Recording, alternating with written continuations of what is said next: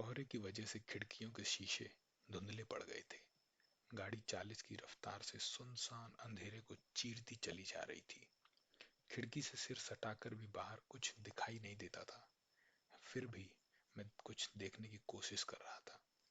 कभी किसी पेड़ की हल्की गहरी रेखा ही गुजरती नजर आ जाती तो कुछ देख लेने का संतोष होता। मन को उलझाए रखने के लिए इतना ही काफी था। आंखों में जरा नींद नहीं थी। गाड़ी को जाने कितनी देर बाद कहीं जाकर रुकना था, और जब कुछ दिखाई न देता तो अपना प्रतिबिंब तो कम से कम देखा ही जा सकता था। अपने प्रतिबिंब के अलावा और भी कई प्रतिबिंब थे। ऊपर की बर्थ पर सोए व्यक्ति का प्रतिबिंब अजब बेबसी के साथ हिल रहा था। सामने की बर्थ पर बैठी स्त्री का प्रतिबिंब बहुत उदास था। उसकी भारी पलकें पल भर के लिए ऊपर उठती, फिर झुक जाती। आकृतियों के अलावा कई बार नई नई आवाजें ध्यान बटा देती, जिनसे पता चलता कि गाड़ी पुल पर से जा रही है या मकानों की कतार के पास से गुजर रही है। बीच में सहसा इंजन की चीख सुनाई दे जाती, जिससे अंधेरा और एकांत और गहरे महसूस होने लगते। मैंने घड़ी में वक्त देखा। 11:15 बजे थे। सामने बैठी स्त्री की आंखें बहुत सुनसान थीं। बीच बीच में उनमें एक लहर सी उठती और विलीन हो जाती। वह जैसे आंखों से देख नहीं रही थी, सोच रही थी। उसकी बच्ची, जिसे फर के कंबलों में लपेट कर सुलाया गया था, जरा जरा गुनगुनाने लगी। उसकी गुलाबी टोपी सिर से उतर गई थी। उसने एक दो बार पैर पटके अपनी बंधी हुई मुट्ठियां ऊपर उठाई और रोने लगी। स्त्री की सुनसान आंखें सहसा उमड़ आईं। उसने बच्ची के सिर पर टोपी ठीक कर दी और उसे कंबलों समेत उठाकर छाती से लगा लिया। मगर इससे बच्ची का रोना बंद नहीं हुआ। उसने उसे हिलाकर और दुलार कर चुप कराना चाहा, मगर फिर भी वह रोती रही। इस पर उसने कंबल थोड़ा हटाकर बच्ची के मुंह में दूध दे दिया और उसे अच्छी तरह अपने साथ सटा लिया। मैं फिर खिड़की से सिर सटाकर बाहर देखने लगा। दूर बत्तियों की एक कतार नजर आ रही थी। शायद कोई आबादी थी या सिर्फ सड़क ही थी। गाड़ी तेज रफ्तार से चल रही थी और इंजन के बहुत पास होने से कोहरे के साथ धुआं भी खिड़की के शीशों पर जमता जा रहा था। आबादी या सड़क जो भी वह थी, अब धीरे धीरे पीछे रही जा रही थी। शीशे में दिखाई देते प्रतिबिंब पहले से गहरे हो गए थे। स्त्री की आंखें मुद गई थीं और ऊपर लेटे व्यक्ति की बाह जोर जोर से हिल रही थी। शीशे पर मेरी सांस के फैलने से प्रतिबिंब और धुंधले हो गए थे, यहाँ तक कि धीरे धीरे सब प्रतिबिंब अदृश्य हो गए। मैंने तब जेब से रुमाल निकालकर शीशे को अच्छी तरह पोंछ दिया। स्त्री ने आंखें खोल ली थीं और एकटक सामने देख रही थी। उसके होठों पर हल्की सी रेखा फैली थी, जो ठीक मुस्कुराहट नहीं थी। मुस्कुराहट ने बहुत कम व्यक्त। उस रेखा में कहीं गंभीरता भी थी और अवसाद भी, जैसे वह अनायास उभर आई किसी स्मृति की रेखा थी। उसके माथे पर हल्की सी सिकुड़न पड़ गई थी। बच्ची जल्द ही दूध से हट गई। उसने सिर उठाकर अपना बिना दांत वाला मुंह खोल दिया और किलकारी भरती हुई माँ की छाती पर मुट्ठियों से चोट करने लगी। दूसरी तरफ से आती एक गाड़ी तेज रफ्तार में पास से गुजरी तो वह जरा सहम गई, मगर गाड़ी के निकलते ही और भी मुंह खोलकर किलकारी भरने लगी। बच्ची का चेहरा गदराया हुआ था और उसकी टोपी के नीचे से भूरे रंग के हल्के हल्के बाल नजर आ रहे थे। उसकी नाक जरा छोटी थी, पर आंखें माँ की ही तरह गहरी और फैली हुई थीं। माँ के गाल और कपड़े नोचकर उसकी आंखें मेरी तरफ घूम गईं और वह बाहें हवा में पटकती हुई मुझे अपनी किलकारियों का निशाना बनाने लगी। स्त्री की पलकें उठी और उसकी उदास आंखें क्षण भर मेरी आंखों से मिली रहीं। मुझे उस क्षण भर के लिए लगा कि मैं ऐसे क्षितिज को देख रहा हूं जिसमें गहरी सांझ के सभी हल्के गहरे रंग झिलमिला रहे हैं और इसका दृश्य पट क्षण भर के 100वें हिस्से में बदलता जा रहा है। बच्ची मेरी तरफ देखकर बहुत हाथ पटक रही थी, इसलिए मैंने अपने हाथ उसकी तरफ बढ़ा दिए और कहा, आ बेटे आ। मेरे हाथ पास आ जाने से बच्ची के हाथों का हिलना बंद हो गया और उसके होंठ रुआं से हो गए। स्त्री ने बच्ची को अपने होठों से छुआ और कहा, जा बिट्टू, जाएगी उनके पास। लेकिन बिट्टू के होंठ और रुआं से हो गए और वह मां के साथ सट गई। गैर आदमी से डरती है, मैंने मुस्कुराकर कहा और हाथ हटा लिए। स्त्री के होंठ भिज गए और माथे की खाल में थोड़ा खिंचाव आ गया। उसकी आंखें जैसे अतीत में चली गईं, फिर सहसा वहां से लौट आईं और बोली, नहीं, डरती नहीं, इसे दरअसल आदत नहीं है। ये आज तक या तो मेरे हाथों में रही है या नौकरानी के। और वह उसके सिर पर झुक गई। बच्ची उसके साथ सटकर आंखें झपकने लगी। महिला उसे हिलाती हुई थपकियां देने लगी। बच्ची ने आंखें मूंद ली। महिला उसकी तरफ देखती हुई जैसे चूमने के लिए होंठ बढ़ाए उसे थपकियां देती रही। फिर एकाएक उसने झुककर उसे चूम लिया। बहुत अच्छी है हमारी बिट्टू, झट से सो जाती है, या उसने जैसे अपने से कहा और मेरी तरफ देखा। उसकी आंखों में एक उदास सा उत्साह भर गया था। कितनी बड़ी है यह बच्ची, मैंने पूछा। 10 दिन बाद पूरे 4 महीने की हो जाएगी, वह बोली। पर देखने में अभी उससे छोटी लगती है, नहीं? मैंने आंखों से उसकी बात का समर्थन किया। उसके चेहरे में अपनी एक सहजता थी, विश्वास और सादगी की। मैंने सोई हुई बच्ची के गाल को जरा सा सहला दिया। स्त्री का चेहरा और भावपूर्ण हो गया। लगता है आपको बच्चों से बहुत प्यार है, वह बोली। आपके कितने बच्चे हैं? मेरी आंखें उसके चेहरे से हट गईं। बिजली की बत्ती के पास एक कीड़ा उड़ रहा था। मेरे? मैंने मुस्कुराने की कोशिश करते हुए कहा, अभी तो कोई नहीं है, मगर मतलब ब्याह हुआ है, अभी बच्चे अच्छे नहीं हुए, वह मुस्कुराई। आप मर्द लोग तो बच्चों से बचे ही रहना चाहते हैं ना? मैंने ओठ सिकोड़ लिए और कहा, नहीं, ऐसी बात नहीं है। हमारे ये तो बच्चे को छूते भी नहीं। वह बोली, कभी 2 मिनट के लिए भी उठाना पड़ जाए तो झल्लाने लगते हैं। अब तो खैर वे इस मुसीबत से छूटकर बाहर ही चले गए हैं। और उस सहसा उसकी आंखें छलछला आईं। रुलाई की वजह से उसके होंठ बिल्कुल उस बच्ची जैसे हो गए थे। फिर सहसा उसे होठों पर मुस्कुराहट लौट आई, जैसा अक्सर सोए हुए बच्चों के साथ होता है।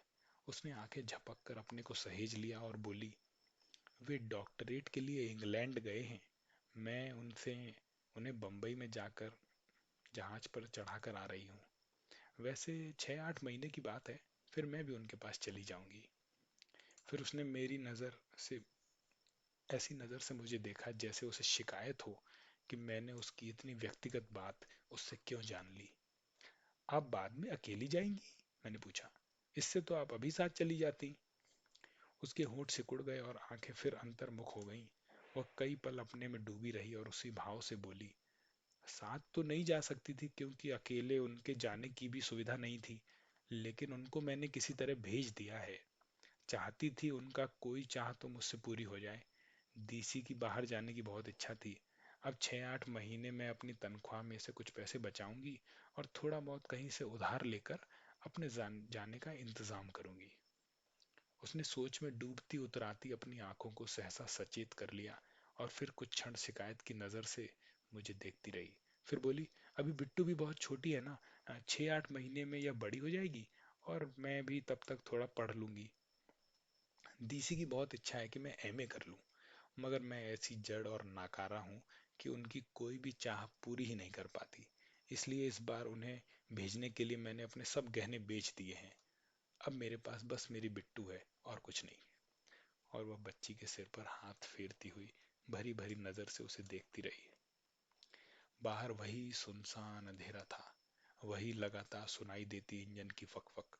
शीशे से आंख गड़ा लेने पर भी दूर तक वीरानगी ही वीरानगी नजर आती थी।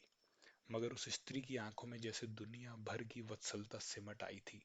वह फिर कई क्षण अपने में डूबी रही। फिर उसने एक सांस ली और बच्ची को अच्छी तरह कंबलों में लपेटकर सीट पर लिटा दिया। ऊपर की बर्थ पर लेटा हुआ आदमी खर्राटे भर रहा था। एक बार करवट बदलते हुए वह नीचे गिरने को हुआ, पर सहसा हड़बड़ाकर संभल गया। फिर कुछ ही देर में वह और जोर जोर से खर्राटे भरने लगा। लोगों को जाने सफर में कैसे इतनी गहरी नींद आ जाती है, वह स्त्री बोली। मुझे 2-2 रातें सफर करना हो तो भी मैं एक पल नहीं सो पाती। अपनी अपनी आदत होती है।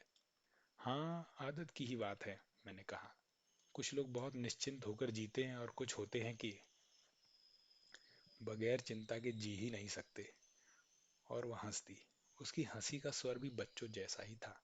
उसके दांत बहुत छोटे छोटे और चमकीले थे। मैंने भी उसकी हंसी में साथ दिया। मेरी बहुत खराब आदत है, वह बोली। मैं बात बेबात के सोचती रहती हूँ। कभी कभी तो मुझे लगता है कि मैं सोच सोचकर पागल हो जाऊंगी। ये मुझसे कहते हैं कि मुझे लोगों से मिलना जुलना चाहिए, खुलकर हंसना, बात करना चाहिए, मगर इनके सामने मैं ऐसे गुमसुम हो जाती हूँ कि क्या कहूँ। वैसे और लोगों से भी मैं ज्यादा बात नहीं करती, लेकिन इनके सामने तो ऐसी चुप्पी छा जाती है जैसे मुंह में जबान ना हो। अब देखिए ना, इस वक्त कैसे लतर लतर बात कर रही हूँ। और वह मुस्कुराई। उसके चेहरे पर हल्की सी संकोच की रेखा आ गई। रास्ता काटने के लिए बात करना जरूरी हो जाता है, मैंने कहा, खास तौर से जब नींद ना आ रही हो। उसकी आंखें पल भर फैली रहीं। फिर वह गर्दन झुकाकर बोली, ये कहते हैं कि जिसके मुंह में जबान ही ना हो, उसके साथ पूरी जिंदगी कैसे काटी जा सकती है। ऐसे इंसान में और एक पालतू जानवर में क्या फर्क है। मैं हजार चाहती हूँ कि इन्हें खुश दिखाई दूं और इनके सामने कोई ना कोई बात करती रहूं, लेकिन मेरी सारी कोशिशें बेकार चली जाती हैं। इन्हें फिर गुस्सा आ जाता है और मैं रो देती हूँ। इन्हें मेरा रोना बहुत बुरा लगता है। कहते हुए उसकी आंखों से आंसू छलक आए, जिन्हें उसने अपनी साड़ी के पल्ले से पोंछ लिया। मैं बहुत पागल हूँ, वह फिर बोली। ये जितना मुझे टोकते हैं मैं उतना ही ज्यादा रोती हूँ। दरअसल ये मुझे समझ नहीं पाते। मुझे बात करना अच्छा नहीं लगता, फिर जाने क्यों ये मुझे बात करने के लिए मजबूर करते हैं। और फिर माथे को हाथ से दबाते हुए बोली, आप भी अपनी पत्नी से जबरदस्ती बात करने के लिए कहते हैं। मैंने पीछे टेक लगाकर कंधे सिकुड़ लिए और हाथ बगलों में दबाए बत्ती के पास उड़ते कीड़े को देखने लगा। फिर सिर को जरा सा झटक कर मैंने उसकी तरफ देखा। वह उत्सुक नजर से मेरी तरफ देख रही थी। मैं मैंने मुस्कुराने की चेष्टा करते हुए कहा, मुझे यह कहने का कभी मौका ही नहीं मिल पाता। मैं बल्कि 5 साल से ये चाह रहा हूँ कि वह जरा कम बात किया करे। मैं समझता हूँ कि कई बार इंसान चुप रहकर ज्यादा बात कह सकता है। जबान से कही बात में वो रस नहीं होता जो आंख की समझ में, या होठों के कंपन से, या माथे की एक लकीर से कही गई बात में होता है। मैं जब उसे यह समझाना चाहता हूँ तो वो मुझे विस्तार पूर्वक बता देती है कि ज्यादा बात करना ही निश्चलता का प्रमाण है। और मैं इतने सालों से अपने प्रति उसकी भावना को समझ ही नहीं सका। वह दरअसल कॉलेज में लेक्चरर है और वह अपनी आदत की वजह से घर में भी लेक्चर देती रहती है। ओह। वह थोड़ी देर दोनों हाथों में अपना मुंह छिपाए रही। फिर बोली, ऐसा क्यों होता है यह मेरी समझ में नहीं आता। मुझे डीसी से यही शिकायत है कि वे मेरी बात नहीं समझ पाते। मैं कई बार उनके बालों में अपनी उंगलियां उलझाकर उनसे बात करना चाहती हूँ। कई बार उनके घुटनों पर सिर रखकर मुंदी आंखों से उनसे कितना कुछ कहना चाहती हूँ, लेकिन उन्हें यह सब अच्छा नहीं लगता। वे कहते हैं यह सब गुड़ियों का खेल है। उनकी पत्नी को जीता जागता इंसान होना चाहिए। और मैं इंसान बनने की बहुत कोशिश करती हूँ, लेकिन बन नहीं पाती, कभी नहीं बन पाती। इन्हें मेरी कोई आदत अच्छी नहीं लगती। मेरा मन होता है कि चांदनी रात में खेतों में घूमूं या नदी में पैर डालकर घंटों बैठी रहूं। मगर ये कहते हैं कि ये सब अड़ियल मन की वृत्तियां हैं। इन्हें क्लब, संगीत सभाएं और डिनर पार्टियां अच्छी लगती हैं। मैं इनके साथ वहां जाती हूँ तो मेरा दम घुटने लगता है। मुझे वहां जरा भी अपनापन महसूस नहीं होता। ये कहते हैं कि तू पिछले जन्म में मेंढकी थी, जो तुझे क्लब में बैठने की बजाय खेतों में मेंढक की आवाजें सुनना ज्यादा अच्छा लगता है। मैं कहती हूँ कि मैं इस जन्म में भी मेंढकी हूँ। मुझे बरसात में भीगना बहुत अच्छा लगता है और भीग कर मेरा मन कुछ न कुछ गुनगुनाने को कहने लगता है। हालांकि मुझे गाना नहीं आता। मुझे क्लब में सिगरेट के धुएं में घुटकर बैठे रहना अच्छा नहीं लगता। वहां मेरे प्राण गले को आने लगते हैं। उस थोड़े से समय में ही मुझे उसके चेहरे पर उतार चढ़ाव काफी परिचित लगने लगा था। उसकी बात सुनते हुए मेरे मन पर हल्की उदासी छाने लगी थी। हालांकि मैं जानता था कि वह कोई भी बात मुझसे नहीं कर रही। वह अपने से बात करना चाहती है और मेरी मौजूदगी उसके लिए सिर्फ एक बहाना है। मेरी उदासी भी उसके लिए न होकर अपने लिए थी, क्योंकि बात उससे करते हुए भी मुख्य रूप से मैं सोच अपने विषय में रहा था। मैं 5 साल से मंजिल दर मंजिल विवाहित जीवन से गुजर रहा था, रोज यही सोचते हुए कि शायद आने वाला कल जिंदगी के इस ढांचे को बदल देगा। सतह पर हर चीज ठीक थी, कुछ कहीं गलत नहीं था, मगर सतह के नीचे जीवन कितनी कितनी उलझनों और गांठों से भरा था। मैंने विवाह के पहले दिन में ही जान लिया था कि नलिनी मुझसे विवाह करके सुखी नहीं हो सकी, क्योंकि मैं उसकी कोई भी महत्वाकांक्षा पूरी करने में सहायक नहीं हो सकता था। वह एक भरा पूरा घर चाहती थी जिसमें उसका शासन हो, और ऐसा सामाजिक जीवन जिसमें उसे महत्व का दर्जा प्राप्त हो। वह अपने से स्वतंत्र अपने पति के मानसिक जीवन की कल्पना नहीं करती थी। उसे मेरी भटकने की वृत्ति और साधारण का मोह मानसिक विकृतियां लगती थीं, जिन्हें वह अपने अधिक स्वस्थ जीवन दर्शन से दूर करना चाहती थी। उसने इस विश्वास के साथ जीवन आरंभ किया था कि वह मेरी त्रुटियों की क्षतिपूर्ति करती हुई बहुत शीघ्र मुझे सामाजिक दृष्टि से सफल व्यक्ति बनाने की दिशा में ले जाएगी। उसकी दृष्टि में यह मेरे संस्कारों का दोष था कि जो मैं इतना अंतर्मुख रहता था और इधर उधर मिलजुल कर आगे बढ़ने का प्रयत्न नहीं करता था। वह इस परिस्थिति को सुधारना चाहती थी, पर परिस्थिति सुधरने की जगह बिगड़ती गई थी। वह जो कुछ चाहती थी वो मैं नहीं कर पाता था, और मैं जो कुछ चाहता था वह उससे नहीं होता था। इससे हमें अक्सर चकचक होने लगती थी और कई बार दीवारों से सिर टकराने की नौबत आ जाती थी। मगर यह सब हो चुकने पर नलिनी बहुत जल्दी स्वस्थ हो जाती थी, और उसे फिर मुझसे यह शिकायत होती थी कि मैं दो दो दिन अपने को साधारण घटनाओं के प्रभाव से मुक्त क्यों नहीं कर पाता। मगर मैं दो दो दिन क्या, कभी भी उन घटनाओं से प्रभाव से मुक्त नहीं हो पाता था। औरत को जब वह सो जाती थी तो घंटों तकिए में मुंह छिपाए कराहता रहता था। नलिनी आपसी झगड़े को उतना अस्वाभाविक नहीं समझती थी जितना मेरे रात भर जागने को, और उसके लिए मुझे नर्व टॉनिक लेने की सलाह दिया करती थी। विवाह के पहले 2 वर्ष इसी तरह बीते थे, और उसके बाद हम अलग अलग जगह काम करने लगे थे। हालांकि समस्या ज्यों की त्यों बनी थी। जब भी हम इकट्ठे होते वही पुरानी जिंदगी लौट आती थी। फिर भी नलिनी का विश्वास अभी कम नहीं हुआ था कि कभी न कभी मेरे सामाजिक संस्कारों का उदय अवश्य होगा, और तब हम साथ रहकर सुखी विवाहित जीवन व्यतीत कर सकेंगे। आप कुछ सोच रहे हैं? उस स्त्री ने अपनी बच्ची के सिर पर हाथ फेरते हुए पूछा। मैंने सहसा अपने को सहेजा और कहा, हाँ, मैं आपकी ही बात को लेकर सोच रहा था। कुछ लोग होते हैं जिनसे दिखावटी शिष्टाचार आसानी से नहीं ओढ़ा जाता। आप भी शायद उन्हीं लोगों में से हैं। मैं नहीं जानती, वह बोली, मगर इतना जानती हूँ कि मैं बहुत से परिचित लोगों के बीच अपने को अपरिचित, बेगाना और अनमेल अनुभव करती हूँ। मुझे लगता है मुझ में ही कुछ कमी है। मैं इतनी बड़ी होकर भी वह कुछ नहीं जान समझ पाई जो लोग छुटपन में ही सीख जाते हैं। डीसी का कहना है मैं सामाजिक दृष्टि से बिल्कुल मिसफिट हूँ। आप भी यही समझती हैं? मैंने पूछा।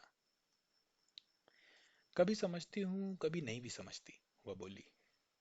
एक खास तरह के समाज में मैं जरूर अपने को मिसफिट अनुभव करती हूँ, मगर कुछ लोग ऐसे भी हैं जिनके बीच जाकर मुझे बहुत अच्छा लगता है। ब्याह से पहले मैं दो एक बार कॉलेज की पार्टियों के साथ पहाड़ों पर घूमने के लिए गई थी। वहां सब लोगों को मुझसे यही शिकायत होती थी कि मैं जहाँ बैठ जाती हूँ वहीं की हो सकती हूँ। मुझे पहाड़ी बच्चे बहुत अच्छे लगते थे। मैं उनके घर के लोगों में बहुत जल्दी दोस्ती कर लेती थी।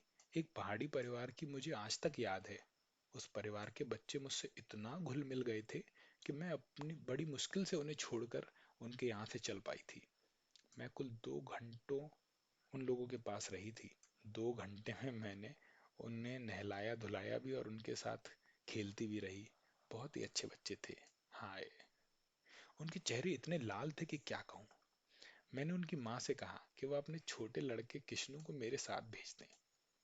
वो हंसकर बोली कि तुम सभी को ले जाओ, यहाँ कौन इनके लिए मोती रखे हुए हैं। यहाँ तो 2 साल में इनकी हड्डियां निकल आएंगी, वहां खा पी कर अच्छे तो रहेंगे। मुझे उसकी बात सुनकर रुलाई आने को हुई। मैं अकेली होती तो शायद कई दिनों के लिए उन लोगों के पास रह जाती। ऐसे लोगों में जाकर मुझे बहुत अच्छा लगता है।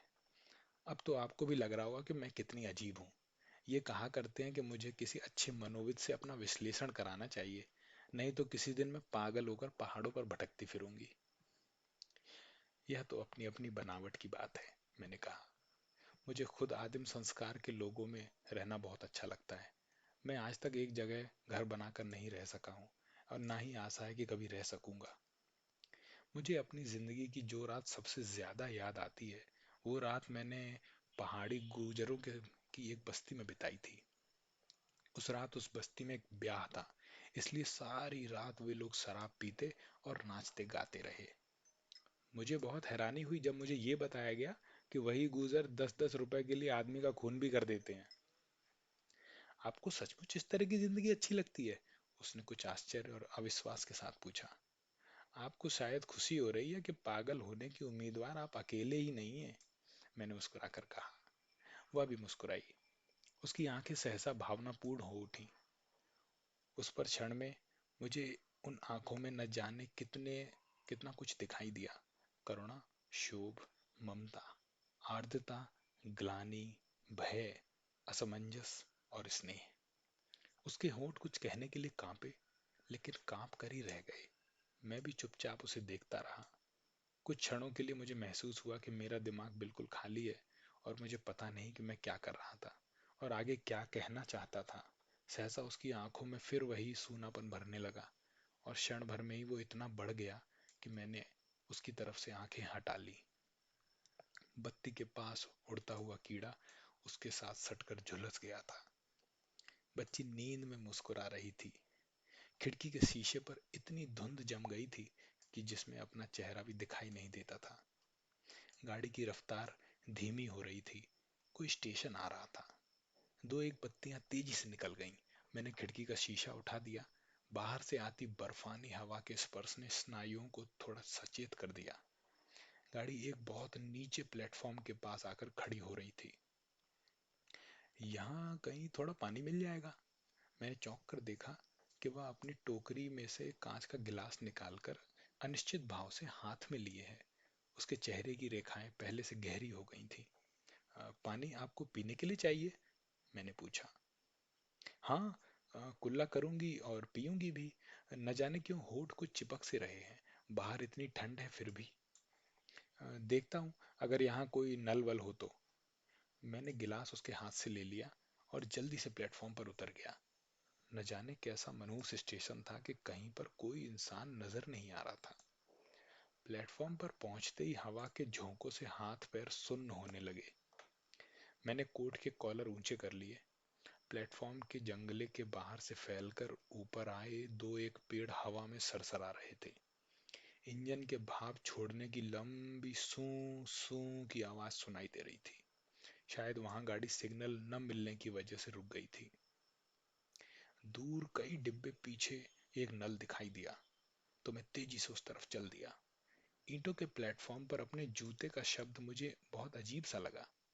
मैंने चलते चलते गाड़ी की तरफ देखा। किसी खिड़की से कोई चेहरा बाहर नहीं झांक रहा था। मैं नल के पास जाकर गिलास में पानी भरने लगा। तभी हल्की सीटी देकर गाड़ी एक झटके के साथ चल पड़ी। मैं भरा हुआ पानी का गिलास लिए अपने डिब्बे की तरफ दौड़ा। दौड़ते हुए मुझे लगा कि मैं उस डिब्बे तक नहीं पहुंच पाऊंगा, और सर्दी में उस अंधेरे और सुनसान प्लेटफॉर्म पर ही मुझे अपने बिना सामान के रात बितानी होगी। यह सोचकर मैं और तेज दौड़ने लगा। किसी तरह अपने डिब्बे के बराबर पहुंच गया। दरवाजा खुला था और दरवाजे के पास वो खड़ी थी। उसने हाथ बढ़ाकर गिलास मुझसे ले लिया। फुटबोर्ड पर चढ़ते हुए एक बार मेरा पैर जरा सा फिसला, मगर अगले ही क्षण में स्थिर होकर खड़ा हो गया। इंजन तेज होने की कोशिश में हल्के हल्के झटके दे रहा था, और ईंटों के प्लेटफॉर्म की जगह अब नीचे अस्पष्ट गहराई दिखाई देने लगी थी। "अंदर आ जाइए।" उसके ये शब्द सुनकर मुझे एहसास हुआ कि मुझे फुटबोर्ड के आगे भी कहीं जाना है। डिब्बे के अंदर कदम रखा तो मेरे घुटने जरा जरा कांप रहे थे। अपनी जगह पर आकर मैंने टांगे सीधी करके पीछे टेक लगा ली। कुछ पल बाद आंखें खोली तो लगा कि वह इस बीच मुंह धो आई है। फिर भी उसके चेहरे पर मुर्दनी सी छा रही थी। मेरे होंठ सूख रहे थे, फिर भी मैं थोड़ा मुस्कुराया। "क्या बात है? आपका चेहरा ऐसा क्यों हो रहा है?" मैंने पूछा। "मैं कितनी मनहूस हूँ," कहकर उसने अपना निचला होंठ जरा सा काट लिया। "क्यों? अभी मेरी वजह से आपको कुछ हो जाता?" "यह खूब सोचा आपने। नहीं, मैं ऐसी ही हूँ," वह बोली। "जिंदगी में हर एक को दुख दिया है। अगर कहीं आप न चढ़ पाते तो?" तो उसने होंठ जरा सिकोड़े। तो मुझे पता नहीं, पर उसने खामोश रहकर आंखें झुका ली। मैंने देखा कि उसकी सांसें जल्दी जल्दी चल रही हैं। महसूस किया कि वास्तविक संकट की अपेक्षा कल्पना का संकट कितना बड़ा और खतरनाक होता है। शीशा उठा रहने से खिड़की से ठंडी हवा आ रही थी। मैंने खींचकर उसे बंद कर दिया। आप क्यों गए थे पानी लाने के लिए? आपने मना क्यों नहीं कर दिया? उसने पूछा। उसके पूछने के लहजे से मुझे हंसी आ गई। आप ही ने तो कहा था। मैं तो मूर्ख हूं, कुछ भी कह देती हूँ। आपको तो सोचना चाहिए था। अच्छा, मैं अपनी गलती मान लेता हूँ। इससे उसके मुरझाए होठों पर भी मुस्कुराहट आ गई। आप भी कहेंगे कैसी लड़की है, उसने आंतरिक भाव के साथ कहा। सच कहती हूँ, मुझे जरा अक्ल नहीं है। इतनी बड़ी हो गई हूँ, पर अक्ल रत्ती भर नहीं है, सच। मैं फिर हंस दिया। आप क्यों हंस रहे हैं? उसके स्वर में फिर शिकायत का स्पर्श आ गया। मुझे हंसने की आदत है, मैंने कहा। हंसना अच्छी आदत नहीं है। मुझे इस पर फिर हंसी आ गई। वह शिकायत भरी नजर से मुझे देखती रही। गाड़ी की रफ्तार फिर तेज हो रही थी। ऊपर की बर्थ पर लेटा आदमी सहसा हड़बड़ा कर उठ बैठा और जोर जोर से खांसने लगा। खांसी का दौरा शांत होने पर उसने कुछ पल छाती को हाथ में दबाए रखा और फिर भारी आवाज में पूछा, क्या बजा है? 11:15। मैंने उसकी तरफ देखकर उत्तर दिया। कुल 11:15, उसने निराश स्वर में कहा और फिर लेट गया। कुछ ही देर में वह फिर खर्राटे भरने लगा। आप भी थोड़ी देर सो जाइए। वह पीछे टेक लगाए कुछ सोच रही थी या केवल देख रही थी। आपको नींद आ रही है, आप सो जाइए, मैंने कहा। मैंने आपसे कहा था ना, मुझे गाड़ी में नींद नहीं आती। आप सो जाइए। मैंने लेटकर कंबल ले लिया। मेरी आंखें देर तक ऊपर की बत्ती को देखती रहीं, जिसके साथ झुलसा हुआ कीड़ा चिपक कर रह गया था। रजाई भी ले लीजिए, काफी ठंड है, उसने कहा। नहीं, अभी जरूरत नहीं है। मैं बहुत से गर्म कपड़े पहने हूं। ले लीजिए, नहीं तो बाद में ठिठुरते रहिएगा। नहीं, ठिठुरूंगा नहीं, मैंने कंबल गले तक लपेटते हुए कहा। और थोड़ी थोड़ी ठंड महसूस होती रहे तो अच्छा लगता है। बत्ती बुझा दूं? कुछ देर बाद उसने पूछा। नहीं, रहने दीजिए। नहीं, बुझा देती हूँ, ठीक से सो जाइए। और उसने उठकर बत्ती बुझा दी। मैं काफी देर अंधेरे में छत की तरफ देखता रहा। फिर मुझे नींद आने लगी। शायद आधी से ज्यादा रात बीत चुकी थी जब इंजन के भोंपू की आवाज से मेरी नींद खुली। वह आवाज कुछ ऐसी भारी थी कि मेरे सारे शरीर में एक झुरझुरी सी भर गई। पिछले किसी स्टेशन पर इंजन बदल गया था। गाड़ी धीरे धीरे चलने लगी तो मैंने सिर थोड़ा ऊंचा उठाया। सामने की सीट खाली थी। वह स्त्री न जाने किस स्टेशन पर उतर गई थी। इसी स्टेशन पर ना उतरी हो, यह सोचकर मैंने खिड़की का शीशा उठा दिया और बाहर देखा।